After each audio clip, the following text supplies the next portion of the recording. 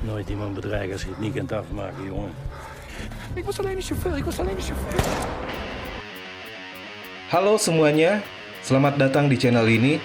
Untuk alur cerita film pertama saya di channel ini, saya akan menceritakan tentang film yang berasal dari negara Belanda. Film ini berjudul Perry, yang bercerita tentang seorang pria dengan segala lika-liku kehidupannya, yang awalnya adalah seorang anak yang pengecut, dan kemudian tumbuh menjadi pria yang ganas dan beringas. Yuk ikuti alur filmnya.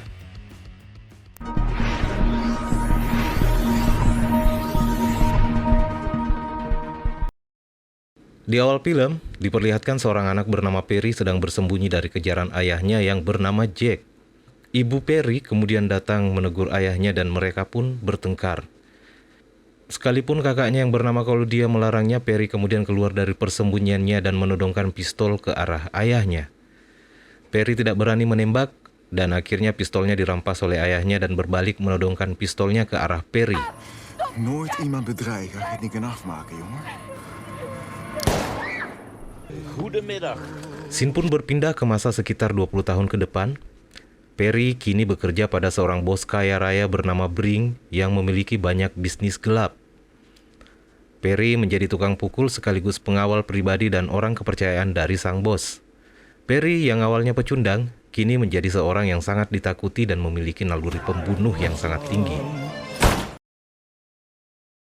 Pada suatu hari, Perry dan Brink berkunjung ke sebuah tempat bisnis Brink yang dijalankan oleh anaknya yang bernama Matic. Nou, het loopt lekker. Ketika mereka sedang asik menonton pertandingan bola di TV, tiba-tiba ada dua orang perampok bersenjata masuk dan langsung memukul Perry. Brink berusaha untuk mengambil senjata yang ada di bawah meja, namun Matic mencoba untuk menegur ayahnya agar tidak melakukannya. Perampok yang melihat Matic yang bergerak mencurigakan langsung menembaknya. Matic terjatuh, kemudian perampok pun mulai panik dan menyuruh temannya untuk segera kabur. Perry kemudian mengambil pistol dan mengejar kedua perampok tersebut, namun gagal. Saat kembali masuk, dia melihat Matic sekarat dan segera dilarikan ke rumah sakit.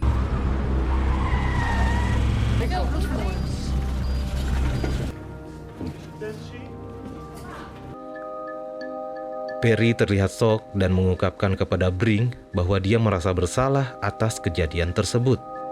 Namun Brink tidak menyalahkan Perry dan hanya memerintahkan Perry untuk mencari dan membunuh para perampok dan penembak anaknya. Dengan berbekal data dari CCTV, Perry pun memulai pencariannya. Perry menuju ke selatan untuk mencari dan mengorek informasi tentang seseorang yang sudah dilihatnya di CCTV. Di sini Perry menemui John yang juga merupakan kakak iparnya. Lang niet gezien. Perry juga menyempatkan untuk menemui Claudia, kakaknya.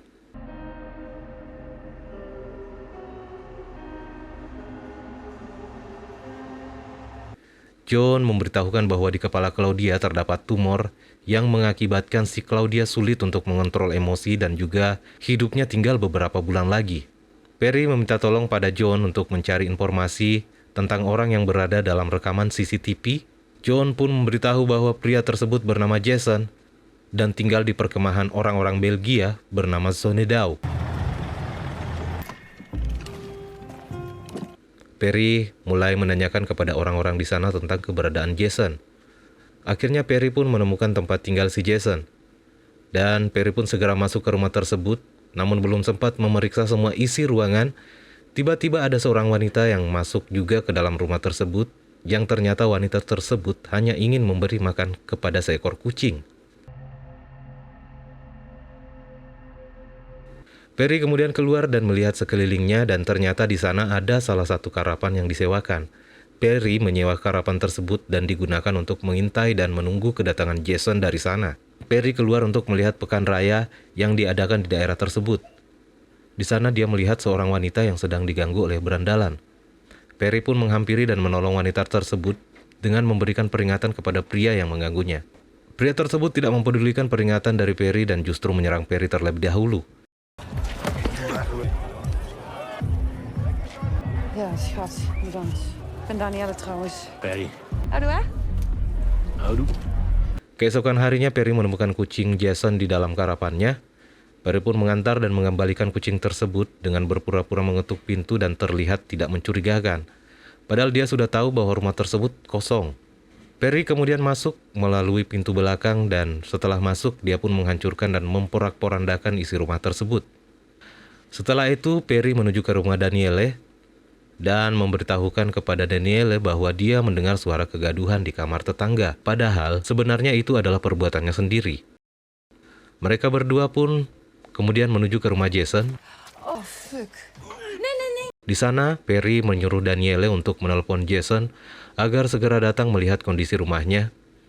Dan hal tersebut ternyata adalah taktik dari Perry untuk memancing Jason untuk datang ke rumahnya. Dan benar saja, setelah beberapa waktu setelah ditelepon, tiba-tiba datanglah sebuah mobil yang ternyata itu adalah Jason. Setelah mendapat kesempatan, Perry langsung masuk ke dalam mobil dan menodongkan pistol pada Jason. Akhirnya keduanya tiba di suatu tempat yang mirip seperti sebuah pertambangan. Di sini Perry kemudian menanyakan kepada Jason kenapa dia bisa tahu alamat rumah yang dirampoknya. Jason pun mengatakan kalau dia disuruh dan tidak mau mengatakan kepada Perry siapa yang menyuruhnya. Jason hanya mengatakan bahwa temannya lah yang mengatur semuanya. Saat disuruh untuk keluar dari mobil, si Jason justru kabur lalu terjatuh. Perry kemudian menyusulnya dan turun ke bawah pertambangan tersebut. Perry kemudian kembali menanyai dan menginterogasi Jason. Sekalipun kakinya yang patah diinjak oleh Perry, namun Jason sekali lagi terlihat sangat setia kawan dan tidak ingin mengatakan siapa temannya. Merasa jengkel, Perry pun menembak Jason dan Jason pun tewas. Perry lalu memeriksa mayat Jason dan dia menemukan handphone yang berisi pesan yang mencurigakan dari Debbie. Perry lalu kembali pulang ke karapannya, namun dalam perjalanan pulang ia dilihat oleh Danielle. Danielle yang khawatir melihat kondisi Perry segera mengajak Perry untuk ke rumahnya dan dirawat di sana. Ik heb ooit proberend gekocht, maar ja. Selain itu, Danielle juga memberikan obat untuk kakaknya Perry. Dus geef misschien aan. Je dan? Graag gedaan. Scene pun berpindah. Perry pun kembali ke rumah kakaknya untuk meminta bantuan kepada John untuk mencari orang yang bernama Debbie melalui nomor HP yang didapatkan dari HP Jason. Wat gaat je geld kosten, joh? Zo kijken wat ik kan doen. Di scene berikutnya, Perry kemudian pergi ke pekan raya. Di sana, Perry menemui Danielle dan meminta sesuatu yang bisa membuatnya mabuk dan happy malam itu. Dan Danielle pun memberikannya, yang kemudian mereka bagi dua dan mengonsumsinya masing-masing. Sampai akhirnya mereka berdua pun mabuk dan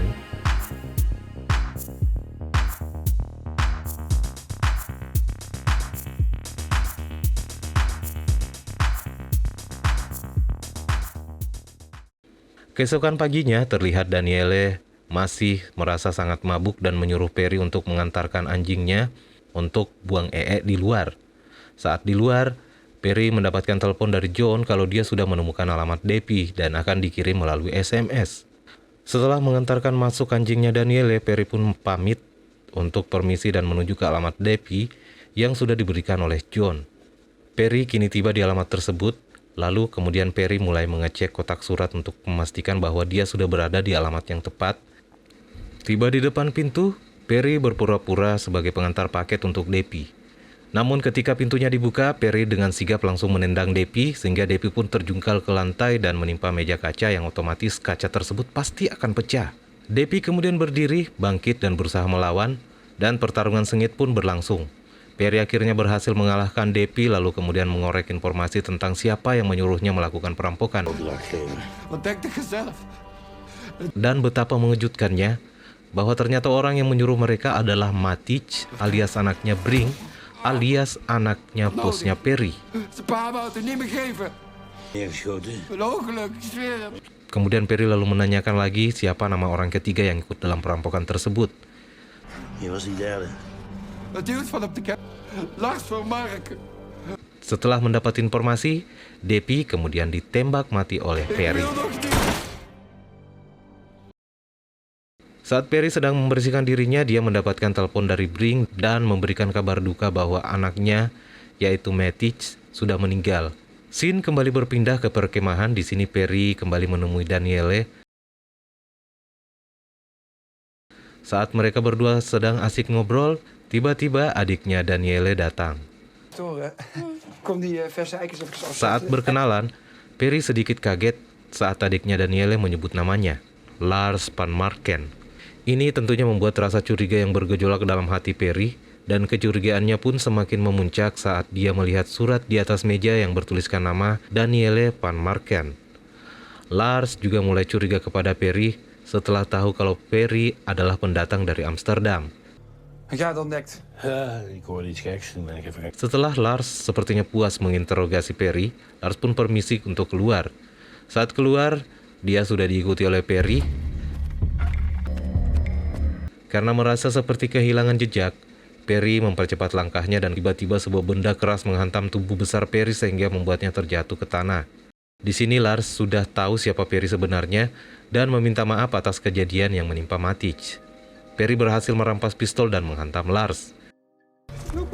Oh, dit spijt me. Oh, je moet me geloven. Chauffeur, ik was alleen de chauffeur. Setelah semuanya beres, Perry kemudian berkemas untuk segera pulang ke Amsterdam. Saat akan naik ke atas mobil, tiba-tiba Daniele datang dan menanyakan kenapa Perry tiba-tiba akan pergi.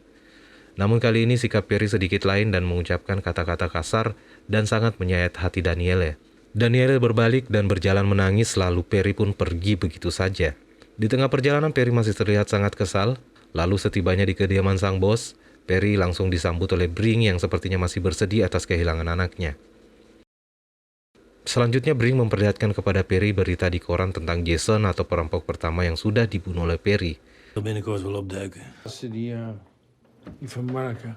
Ook. Brink kemudian menanyakan siapa dalang di balik perampokan ini. Perry tidak mengatakan bahwa Matic lah dalang dari perampokan ini. Perry justru membuat cerita lain yang dikarangnya sendiri. Scene selanjutnya terlihat Perry sudah masuk di apartemen mewahnya. Di sini Perry menyempatkan diri untuk menelpon kakaknya dan meminta maaf. Setelah menelpon, Perry kemudian kembali merenung dan mengingat kejadian masa lalunya. Dan juga Perry mengingat kejadian saat akan menembak Lars. Dan ternyata Perry tidak membunuh Lars dan justru menyuruh Lars untuk kabur, dan Perry mengatakan bahwa bosnya tidak akan tahu akan hal ini. Scene berikutnya terlihat Brink dan Rico sedang menunggu Perry yang datang terlambat. Brink lalu menanyakan sikap Perry yang mulai berubah sejak dari perkemahan Belgia. Mereka kemudian berencana untuk melakukan pertemuan. Dan di tempat pertemuan, Perry lebih dulu tiba di sana dan dia melihat Daniele.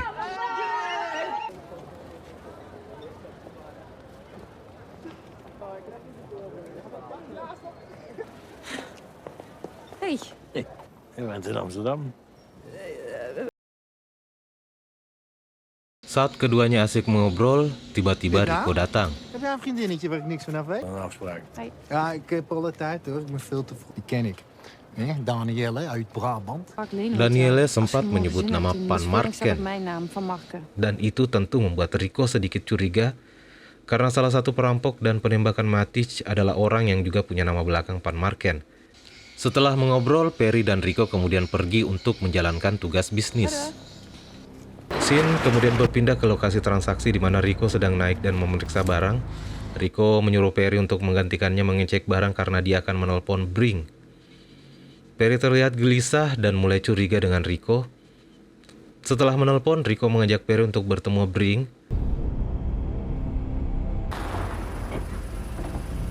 Di rumahnya, Brink mengatakan bahwa Rico mencurigai Perry sudah menipunya.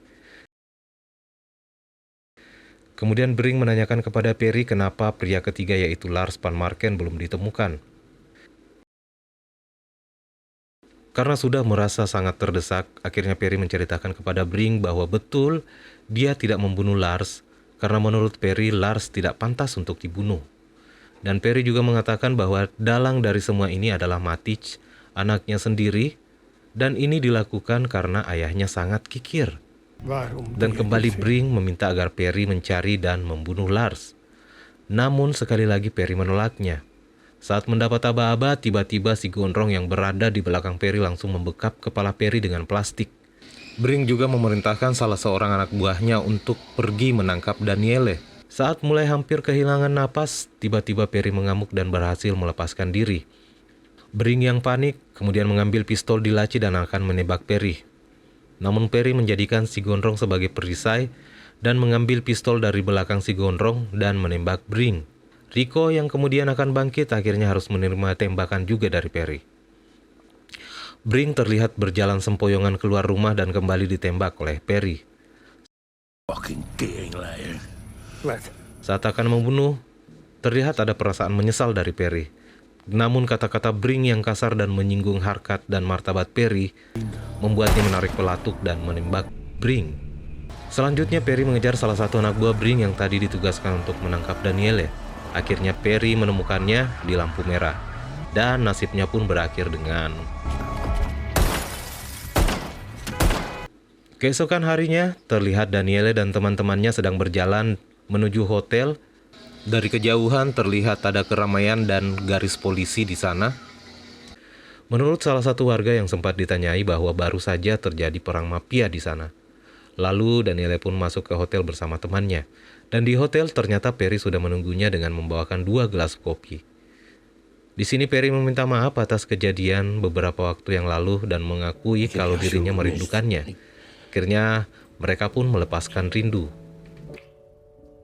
Di scene terakhir atau scene penutup, Perry dan Daniele mengunjungi kakaknya yang tampak kakaknya sudah mulai senang melihat kedatangan Perry dan memperkenalkan Daniele sebagai pacarnya ke kakaknya tersebut. Mereka pun terlihat bahagia dan Perry sempat menyinggung untuk memanggil Lars karena punya kemampuan untuk membuat ekstasi. Moest ik die maar eens bellen. Dan film pun berakhir. Hal yang paling saya sukai dari film ini adalah tentu saja jalan ceritanya yang menarik dengan perpaduan action dan romance, dan juga karakter Perry memperlihatkan kepada kita bahwa tidak selamanya film action yang serius dibintangi oleh orang bertubuh atletis. Untuk pesan yang bisa dipetik dari film ini adalah, bagi Anda, orang tua yang punya anak, janganlah kikir dengan anak sendiri. Jangan lupa untuk subscribe, like, dan share video ini agar saya semakin semangat untuk mereview film selanjutnya.